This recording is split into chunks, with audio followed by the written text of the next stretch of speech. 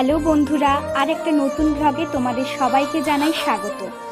আজ হচ্ছে ৭৮তম স্বাধীনতা দিবস। সবাইকে জানাই শুভ স্বাধীনতা দিবসের অনেক শুভেচ্ছা। বড়দের প্রণাম আর ছোটদের অনেক অনেক ভালোবাসা। আজ ঠিক ৭৮তম বছর আগে আমাদের দেশ স্বাধীন হয়েছিল।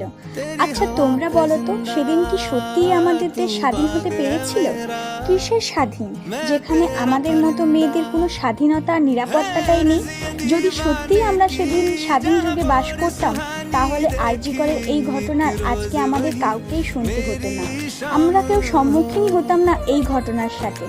আমরা মেয়েরা সবাই বলি আমরা নাকি নারী, আমরা সবই পারি। সত্যি কি আমরা সব পারি? আমার তো মনে হয় এবার আমরা প্রত্যেক মেয়ে লক্ষ্মী না হয়ে কালী হয়ে উঠতে হবে, যাতে এই মানুষরূপী জানোয়ারদের আমরা যোগ্য জবাব দিতে পারি। আজ কিছু অমানুষের জন্য একটা ফুলের মতো মেয়ের জীবন চলে গেল। আমরা এবার কোথায় নিরাপত্তাটা পাবো বলতো?